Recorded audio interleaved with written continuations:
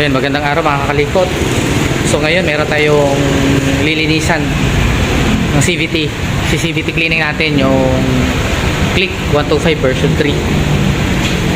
So yan, binaklas ko na yung panggilid nya. Ito, papalitan natin ng roller weights dahil meron lang tama to. Papalit tayo ng roller weights. So binaklas ko na siya. Pagbabaklas tayo ng torque drive assembly, lilinisin natin. And magre-repack tayo ng bagong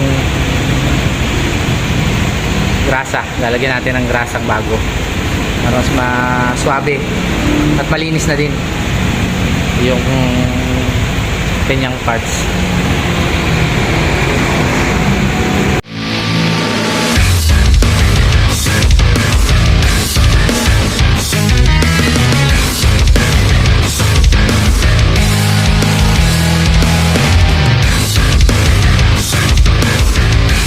So ayan, nabaklas natin yung torque drive assembly. So ito yung mga parts nya na nakalasan natin.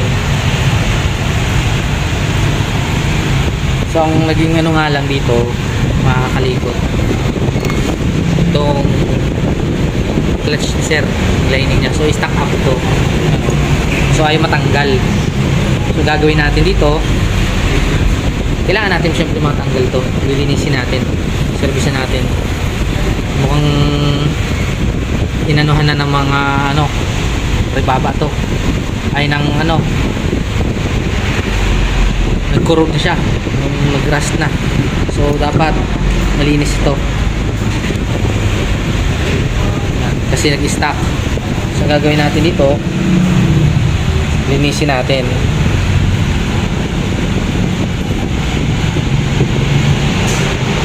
Kaya mga kakalikot, pag nagpapaano kayo ng CVT cleaning, ganda maipaano nya rin to, mapapaservisan ano, para iwas sa stock up. And ma-check din kung ano yung parts na kailangan sa kanyang balitan ano. So yun makakalikot, ayan, nabaklasan natin yung lining nya, itong weight clutch nya. So ito, kaya siya nag-stock up itong sa weight com clutch nya. Yan, weight complete. So ito, nagkaroon ng gumido. Yan o, makikita nyo puti-puti na yan. Nalilinisin natin yan. Kasi kung lalagay mo siya o, yan o, stock. Ayan o, parang stock siya. So dapat pag ganyan, linisin natin, no? Lilinisin natin to, lalagyan natin ng konting grasa. So dapat ano to, pag ginagalaw nyo to mga kalikot, pag ginagalaw nyo ng ganyan, dapat ano lang yan, smooth lang. Hindi siya katulad nga ngayon, no? Kung makikita mo, pag ginagalaw, stock up, no? Hindi nga bumabaon ng ano, dapat yan swabe lang. Pag ano niyan, pag kabit niyan, that's swabe lang, hindi katulad yan, no? Stock. Ngayon makakalikot, tapos ko na siyang linisan. So pakita ko lang sa inyo. O yan, kita nyo natanggal na yung mga ano niya dito, dumido. Nag-create kasi yung dumi. So okay na to, nilinis na yan natin. So pakita ko lang sa inyo ano nito, smooth siya. So pag ilalagay nyo lang siya kita nyo, so yan pumasok. Pag kinakalas, ganun lang, hindi katulad kanina talagang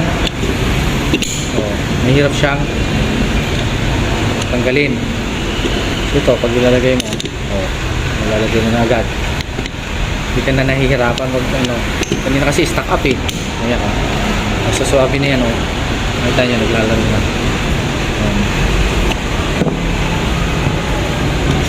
So ganyan lang yan makakalikot pag ano, linis yan. So nalinis siya na, nalinis na siya. So, lagyan ng konting ano dito. Lalagyan lang ng konting grasa. Hindi lang nadadamihan kasi pag dinamihan yan, maaari naman yung kumalat. Mapunta pa yan dito sa pinaka-lining niya. Mag-slide naman yung takbo ng motor nyo. Ano? So ayan, mga kakalikot na assemble na natin. Torque drive, yan. Nirasahan na rin natin. Reset na rin natin. Ano? So ikakabit na natin to, install na lang natin. Okay na. Linis na. Nagrasahan. Ayun, mga kakalikot na install na natin. So nakabit na natin yung torque drive. So yan, belt, movable drive, lahat na iset na natin. Ano? So na-install natin. So kailangan na lang natin ito takpan. So na torque na rin natin. So cover na lang ang ilalagay natin. Ayan. Alright.